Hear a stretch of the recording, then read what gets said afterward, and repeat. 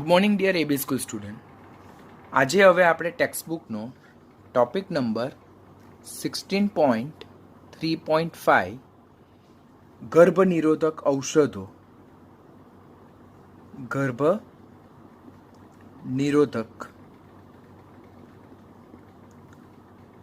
ઔષધો વિશે લર્ન કરશું.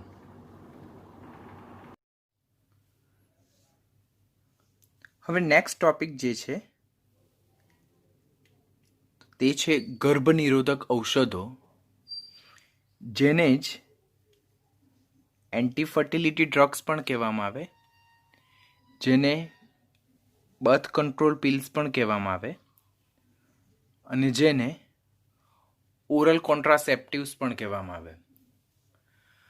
આપણે જ્યારે board point of view or GUJCET point of view જોઈએ તો ત્યારે ગર્ભ નિરોધક ઔષધો યાદ રાખીએ તો ચાલે, પરંતુ જ્યારે આપણે કોમ્પિટિટિવની બુક રિફર કરશું તો આ જ ગર્ભ નિરોધક ઔષધોને એન્ટી ફર્ટિલિટી ડ્રગ્સ પણ કહેવામાં આવે, બર્થ કંટ્રોલ પિલ્સ પણ કહેવામાં આવે અને ઓરલ કોન્ટ્રાસેપ્ટિવ્સ પણ કહેવામાં આવે.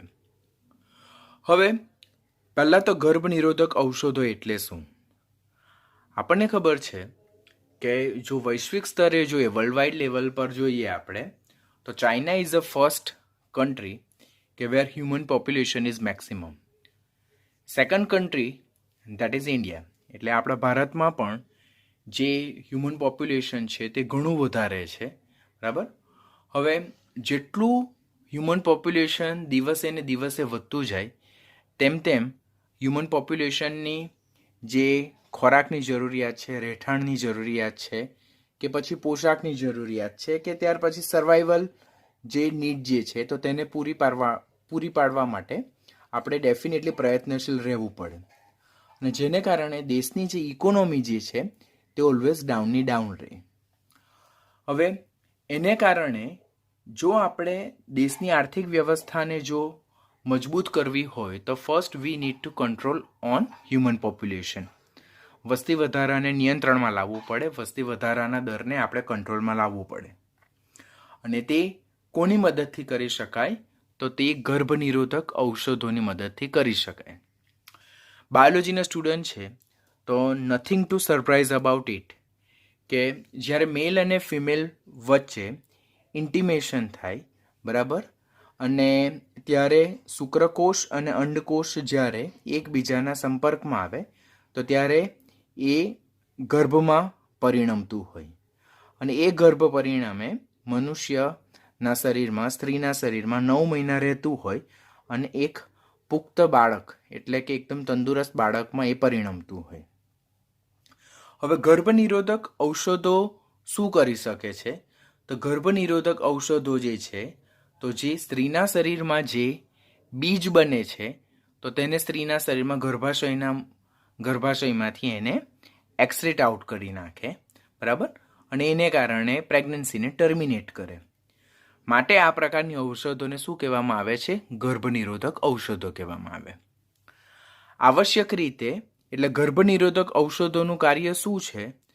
તો પ્રેગ્નન્સીને ટર્મિનેટ કરવાનું, એટલે કે જે પ્રેગ્નન્સી દરમિયાન જે નાનું બીજ બનેલું હોય સ્ત્રીના શરીરમાં, બરાબર, તો એ જે ગર્ભ બનેલો હોય તો તેને પુખ્ત થતું અટકાવવાનું. તો એનું કાર્ય કોણ કરે છે? ગર્ભ નિરોધક ઔષધ કરે છે. આવશ્યક રીતે ગર્ભ નિરોધક ઔષધો એ સંશ્લેષિત એસ્ટ્રોજન અને પ્રોજેસ્ટેરોનનું વ્યુત્પન્નોનું મિશ્રણ છે. પહેલાં આપણે તો શું યાદ રાખવાનું થાય? ગર્ભ નિરોધક ઔષધો એસેન્શિયલી શું છે? તો તેઓ સંશ્લેષિત એસ્ટ્રોજન અને પ્રોજેસ્ટેરોન વ્યુત્પન્નોનું મિશ્રણ છે. આપણને ખબર છે કે testosterone that is male sex hormone અને એસ્ટ્રોજન અને પ્રોજેસ્ટેરોન જે છે, આ એસ્ટ્રોજન ઇસ્ટ્રોજન પ્રોનાઉન્સ પણ કરી શકાય. ઇસ્ટ્રોજન અને પ્રોજેસ્ટેરોન જે છે that's a female sex hormone. આ એસ્ટ્રોજન અને પ્રોજેસ્ટેરોન જ્યારે ફિમેલના બોડીમાં નેચરલી એક્સક્રીટ થતો હોય તો ત્યારે તો તે પ્રેગ્નન્સી માટે ફિમેલને રેડી કરતો હોય. ખાસ કરીને તો પ્રોજેસ્ટેરોન જે છે તો પ્રેગ્નન્સી માટે ફિમેલનું જે ગર્ભાશય જે છે, યુટેરસ જે છે, તેને રેડી કરતું હોય. બટ ગર્ભનિરોધક ઔષધો શું છે? તો they are not natural estrogen or progesterone, but they are synthetic estrogen and progesteronic mixture. એટલે સંશ્લેષિત ઇસ્ટ્રોજન અને પ્રોજેસ્ટેરોન વ્યુત્પન્નોનું મિશ્રણ છે. હવે આ જે એસ્ટ્રોજન અને પ્રોજેસ્ટેરોન જે છે તો તે બંને અંતઃસ્રાવો છે, હોર્મોન છે. પ્રોજેસ્ટેરોન જે છે તો તે અંડોત્સર્ગને શું કરે છે? અવરોધે છે. અને સંશ્લેષિત પ્રોજેસ્ટેરોન વ્યુત્પન્નો કુદરતી પ્રોજેસ્ટેરોન કરતાં વધુ શક્તિશાળી છે. આ કયા પ્રોજેસ્ટેરોનની વાત કરવામાં આવે છે? કે જે સંશ્લેષિત પ્રોજેસ્ટેરોન જે ગર્ભનિરોધક ઔષધોમાં આપણે દાખલ કરીએ છીએ તો તે સંશ્લેષિત પ્રોજેસ્ટેરોન જે છે તો તે અંડોત્સર્ગ છે, ફિમેલના બોડીમાં જે અંડોત્સર્ગ પ્રોસેસ જે થાય છે તેને શું કરે છે? અવરોધે છે. અને આ જે આર્ટિફિશિયલી પ્રોજેસ્ટેરોન ડેરિવેટિવ્સ જે છે તો તે કુદરતી કરતાં કેવા છે? ઘણા શક્તિશાળી છે. પરિણામે ફિમેલના બોડીમાં જે ફિટસ જે છે, ગર્ભ જે છે તો તે આગળ વધી શકતો નથી. તો ઇમ્પોર્ટન્ટનો ખાસ ઇમ્પોર્ટન્ટ ક્વેશ્ચન, એમસીક્યુનો ખાસ ઇમ્પોર્ટન્ટ ક્વેશ્ચન શું છે કે ગર્ભનિરોધક ઔષધો નીચેનામાંથી કોનું મિશ્રણ છે? તો સંશ્લેષિત પ્રોજેસ્ટેરોન ડેરિવેટિવ્સ અને સંશ્લેષિત ઇસ્ટ્રોજન ડેરિવેટિવ્સ. અને પ્રોજેસ્ટેરોન ડેરિવેટિવ્સમાં શું આવે? નોરઇથિન્ટ્રોન. ખાસ નામ યાદ રાખજો, અહીંયાથી તમે કન્ફ્યુઝ થાવ છો. અને એસ્ટ્રોજન ડેરિવેટિવ્સનું ઉદાહરણ શું છે?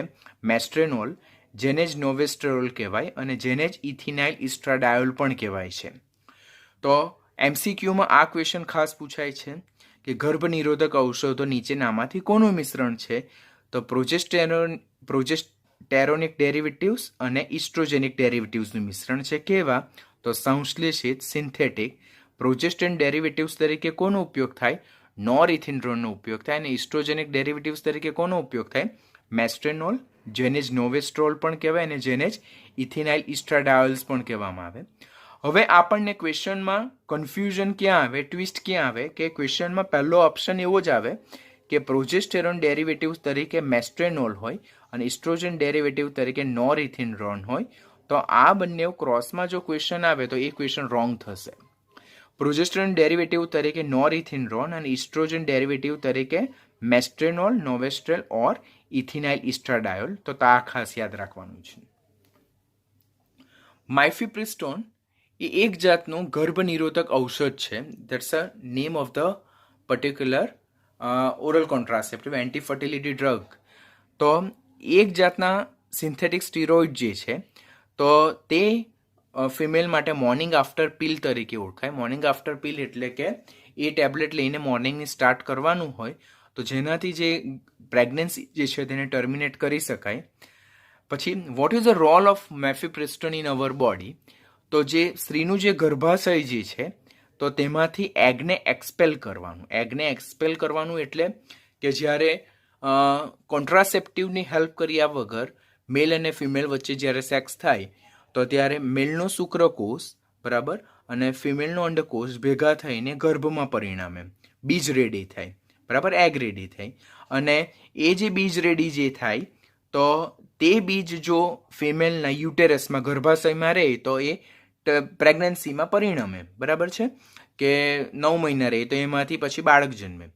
પરંતુ જો એને ફર્સ્ટ ટ્રાઇમિસ્ટર એટલે કે શરૂઆતના પહેલા 3 મહિનામાં બરાબર જો એ એગ નાનું, એકદમ નાનું હોય બરાબર, વટાણા જેટલું હોય નાનું, તો ત્યારે જો આ માઇફિપ્રિસ્ટોન જેવા મોર્નિંગ આફ્ટર પિલ્સ ઓર એન્ટીફર્ટિલિટી ડ્રગ્સ જો લેવામાં આવે તો નાનું એગ જે છે તો તે ફિમેલના યુટેરસ એટલે કે ગર્ભાશયમાંથી એ નીકળી જાય અને પરિણામે પ્રેગ્નન્સી પછી પરિણમતી નથી. અને આ રીતે પ્રેગ્નન્સીને આપણે શું કરી શકીએ છીએ? ટર્મિનેટ કરી શકીએ છીએ. માટે આ પ્રકારની ડ્રગ જે છે તેને શું કહેવામાં આવે છે?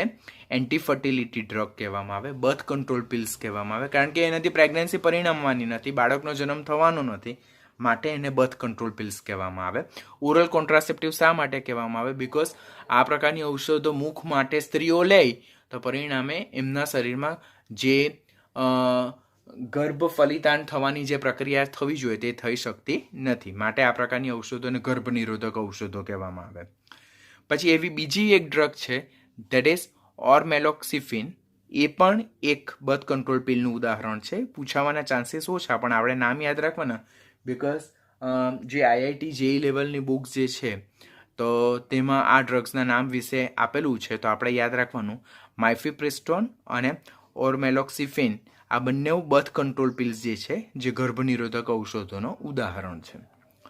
તો ગર્ભનિરોધક ઔષધો એટલે શું તે આપણે યાદ રાખવાનું થાય. તો ગર્ભનિરોધક ઔષધો એટલે જે બર્થ કંટ્રોલમાં એટલે કે હ્યુમન પોપ્યુલેશન જે છે વસ્તી વધારો છે તેને નિયંત્રણમાં લાવવા માટે વપરાતી ઔષધો છે. કોણ ઉપયોગ કરે છે? ડેફિનેટલી સ્ત્રીઓ ઉપયોગ કરે છે. કેવી રીતે શરીરમાં દાખલ થાય? હંમેશા મુખ મારફતે દાખલ થાય. એ શાનું મિશ્રણ છે? તો સંશ્લેષિત ઇસ્ટ્રોજેનિક અને પ્રોજેસ્ટેરોનિક વ્યુત્પન્નોનું મિશ્રણ છે. સંશ્લેષિત ઇસ્ટ્રોજન અને પ્રોજેસ્ટેરોન શું છે? તો એક જાતના હોર્મોન્સ છે, અંતઃસ્ત્રાવો છે. નેચરલ ઇસ્ટ્રોજન અને પ્રોજેસ્ટેરોન પ્રેગ્નન્સીને ડેવલપ કરવામાં હેલ્પફુલ થશે. ખાસ કરીને progesterone make the uterus prepare for the pregnancy development. જ્યારે આર્ટિફિશિયલ જે છે તો તે પ્રેગ્નન્સીને ટર્મિનેટ કરવાનું કાર્ય કરે. અને પ્રોજેસ્ટેરોન ડેરિવેટિવ તરીકે નોરઇથિન્ડ્રોન અને ઇસ્ટ્રોજન ડેરિવેટિવ તરીકે મેસ્ટ્રેનોલ, નોવેસ્ટ્રેલ ઓર ઇથિનાઇલ ઇસ્ટ્રાડાયલનો ઉપયોગ થાય. અને કોમન એક્ઝામ્પલ એના કયા છે? માઇફેપ્રિસ્ટોન અને ઓર મેલોક્સિફેન છે. That's all about the ગર્ભનિરોધક ઔષધો જેને એન્ટીફર્ટિલિટી ડ્રગ, બર્થ કંટ્રોલ પિલ ઓર ઓરલ કોન્ટ્રાસેપ્ટિવ્સ કહેવામાં આવે છે. આ જે ગર્ભનિરોધક ઔષધ જે ટોપિક હતો તે ટોપિક નાનો હતો એટલે 12 થી 15 મિનિટમાં કમ્પ્લીટ થઈ જાય એવો હતો. હવે સેટરડે સન્ડેમાં તમને થોડુંક વર્ક આપું છું.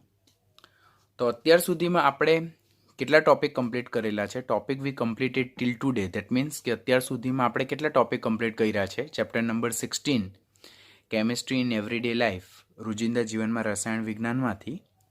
તો ટોપિક નંબર 16.1 થી લઈને 16.3.5 સુધી આપણે ટેક્સ્ટબુક સામે રાખવાની. 6.1 જે ટોપિક જે છે તો તે ડ્રગ્સ અને તેનું ક્લાસિફિકેશન એટલે કે ઔષધ અને તેનું વર્ગીકરણ છે. અને ટોપિક નંબર 16.3.5 જે અત્યારે આપણે આ લેક્ચરમાં જોયો એન્ટીફર્ટિલિટી ડ્રગ જેને ગર્ભનિરોધક ઔષધો જોયું. તો 16.1 થી લઈને 16.3.5 સુધીના આપણે ટોપિક કમ્પ્લીટ કર્યા છે. તો that means what is pending work કે આપણે એક્સરસાઇઝમાં જે કોઈ ક્વેશ્ચન આપણા કમ્પ્લીટ કરવાના બાકી હોય અને સાથે સાથે આપણે MCQ સોલ્વ કરવાના બાકી હોય તો તે કામ હવે કમ્પ્લીટ કરશું. એટ પ્રેઝન્ટ આપણી પાસે ટેક્સ્ટબુક અવેલેબલ નહીં હોય તો આપણે સ્ટેશનરીની શોપમાંથી જઈને પાર્ટ 2ની ટેક્સ્ટબુક અવેલેબલ કરવાની. જો તમારી પાસે નહીં હોય તો મને જણાવવાનું, હું તમને PDF સેન્ડ કરીશ. બરાબર? હવે એટ પ્રેઝન્ટ આપણી પાસે કોઈ પણ જાતની રેફરન્સ બુક અવેલેબલ નથી. 12 G4 અને G5 સ્ટુડન્ટ્સ, G5 ક્લાસના સ્ટુડન્ટ્સ કે જેઓ નીટના સ્ટુડન્ટ્સ છે તો તેઓ નીટ માટે A to Z book solve કરવાના છે. ઓલરેડી આપણે 11thમાં A to Z સોલ્વ કરેલી છે અને 12thમાં પણ આપણે A to Zમાંથી જ MCQ સોલ્વ કરવાના છે. પરંતુ 11thની textbook A to Z book જે છે તે આપણી પાસે હતી પણ 12thની આપણી પાસે નથી. તો હું તમને આજની ડેટમાં જ આ જે કેમિસ્ટ્રી ઇન એવરીડે લાઈફ છે તે ચેપ્ટરનું PDF સેન્ડ કરીશ. તો એમાંથી આપણે A to Z બુકમાંથી જેટલા અહીંયા MCQના નંબર મેં નોટ કરેલા છે તો તે સેટરડે અને સન્ડેમાં કમ્પ્લીટ કરવાના. આ MCQના નંબર જે અત્યાર સુધીમાં આપણે એટલે કે જે ગર્ભનિરોધક ઔષધો સુધીના MCQ છે તે તમારે કમ્પ્લીટ કરવાના. હવે આમાં ઘણા બધા નંબર મિસિંગ છે તો you should not worry about it, કારણ કે આ જે MCQ જે છે તો તે સેક્શન Aમાંથી છે અને જે અહીંયાથી મિસિંગ છે તો તે આઉટ ઓફ ટેક્સના ક્વેશ્ચન છે, ક્યાં એવા ક્વેશ્ચન છે કે જે તમારે યાદ જ રાખવાના છે. તો એ હું તમને વિડીયો લેક્ચર દ્વારા સમજાવી દેવા. એટલે એટ પ્રેઝન્ટ સેટરડે સન્ડેમાં જે આજે મારા દ્વારા જે PDF સેન્ડ કરવામાં આવે ચેપ્ટર નંબર 16નું રોજિંદા જીવનમાં રસાયણ વિજ્ઞાનનું, તો A to Z બુકમાંથી અહીંયા જેટલા બી નંબર મેં નોટ કરેલા છે તો તે નંબર તમારે MCQ સોલ્વ કરી નાખવાના. સાથે સાથે આપણે જે બોર્ડ માટે એટલે કે રેગ્યુલર બોર્ડ અને ગુજસેટ માટે અક્ષર આનંદ પબ્લિકેશનની બુક રિફર કરીએ છીએ. એટલે 12thમાં પાર્ટ A એટલે કે દેટ મીન્સ પાર્ટ A અને પાર્ટ B, પાર્ટ 1 અને પાર્ટ 2 માટે આપણે અક્ષર આનંદ પબ્લિકેશનની બુક રિફર કરવાના છે. તો તે પણ આપણી પાસે અત્યારે હાલની પ્રેઝન્ટમાં તમારી પાસે હાજર નહીં હશે. તો હું એમાંથી જે MCQ કરવાના છે તો તેના હું તમને PDF મોકલીશ, તો તમારે એમાંથી MCQ સોલ્વ કરવાના. કેટલા MCQ સોલ્વ કરવાના છે? 1 to 87 MCQ અને 1 to 18 MCQ કયા છે? High level MCQ. તો 1 to 18 હાઈ લેવલ MCQ અને 1 to 87 સિમ્પલ ટેક્સ્ટબુક લેવલના કે જે બોર્ડ અને ગુજસેટમાં પૂછાઈ શકે તેવા MCQ છે. અને આ MCQ અક્ષર આનંદ પબ્લિકેશનમાંથી છે, તો તે તમારે MCQ સોલ્વ કરવાના છે. તો આપણી પાસે સેટરડે સન્ડેમાં 2 વર્ક રહેશે. એક અક્ષર આનંદ પબ્લિકેશનમાં જેટલા MCQના નંબર કીધેલા છે તેટલા MCQ સોલ્વ કરવાના. સેકન્ડ વન, જે A to Z માંથી આપણું કેમેસ્ટ્રી એવરીડે લાઈફનું જે PDF અત્યારે સેન્ડ કરવામાં આવશે તેના અહીંયા નોટ કરેલા MCQ સોલ્વ કરવાના. અને સાથે સાથે તમારે જે ટેક્સ્ટબુક જે છે તો તેની એક્સરસાઇઝ પેજ નંબર 454 પર છે, તો તે એક્સરસાઇઝ 16.1 to 16.40 ની એક્સરસાઇઝ તમારે રિફર કરવાની. રાઇટ નથી કરવાની, બિકોઝ ઓલરેડી જેટલું પણ આપણે વિડીયો લેક્ચર દ્વારા કન્ટેન્ટ જેટલું પણ લર્ન કરેલ છે તે ઓલરેડી તમે તમારી નોટબુકમાં રાઇટ કરી જ નાખ્યું હશે. તો ડોન્ટ વેસ્ટ યોર ટાઈમ. તો 16.1 થી 16.14 સુધીના જે ક્વેશ્ચન જે છે તો રિફર કરી નાખજો. અને આપણી જે તમે જે નોટબુકમાં જે સ્ટડી નોટબુક કે જેમાં મટીરિયલમાં તમે રાઇટ કર્યું હશે તો તેમાં એ પર્ટિક્યુલર ક્વેશ્ચનને નોટ કરી નાખવાનો. એમાંથી કંઈ નહીં સમજ પડે તો મને પૂછી લેવાનું, but they are direct straight way question, તેમાં તમને કોઈ પણ જાતનો પ્રોબ્લેમ નહીં આવશે. તો સેટરડે સન્ડેમાં તમારે એની હાઉ આટલું વર્ક કમ્પ્લીટ કરવાનું છે, બિકોઝ જે હવે 16.4 અને 16.5 ટોપિક જે છે તો તે આપણે નેક્સ્ટ મંડેથી સ્ટાર્ટ કરશું. તો મંડેથી સ્ટાર્ટ કરવા પહેલાં આપણું આટલું વર્ક જો થઈ ગયેલું હોય તો આપણને કોઈ જાતનો પ્રોબ્લેમ નહીં આવે અને આપણે નવા ટોપિકને સારી રીતે સમજી શકીએ. બટ બી વેરી શ્યોર કે આ 2 દિવસોમાં તમારું અત્યાર સુધીનું ચાલેલું કન્ટેન્ટ રીડ થઈ ગયેલું હોય અને બોર્ડ લેવલના MCQ અને નીટ લેવલના MCQ જેટલા બી મેં તમને અહીંયા નંબર નોટ કરેલા છે તેટલા MCQ તમારા સોલ્વ થઈ ગયેલા હોવા જરૂરી છે.